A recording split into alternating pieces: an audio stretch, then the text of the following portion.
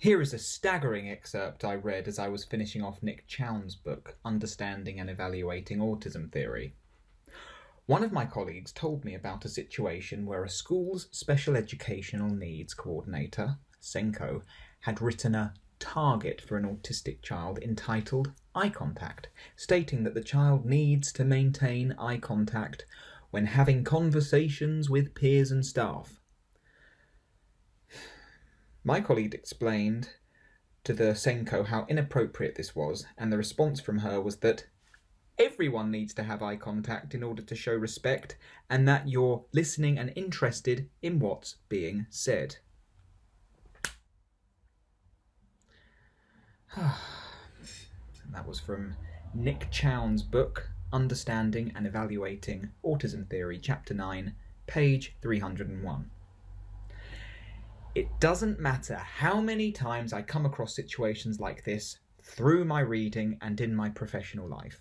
They never fail to stun me, and I'm always left feeling despondent. It's the chilling knowledge that the education system is chock full of grotesque, ignorant lumps of nature like the person in the above text, who are directly responsible for the trauma of countless neurodivergent children. No autistic person should be encouraged to give eye contact. No autistic person should comply with any kind of target set by a non-autistic person who cannot grasp the very basics of their inner world. What they believe is a desirable outcome could spell disaster, misery, and invalidation for the autistic person's entire childhood.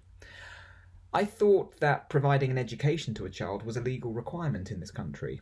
Where did it state that infusing them with as much trauma as humanly possible whilst failing to teach them anything remotely relevant or valuable is legally obliged? Am I missing something? Does the everlasting memory they have of these harrowing incidents amount to an education in the eyes of the law?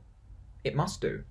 In fact, a person who is not autistic and knows nothing about autistic experience should have nothing whatsoever to do with an autistic child, in my view, let alone have some kind of authority over them, unless, of course, they are willing to acquire an open mind, some humility, and learn.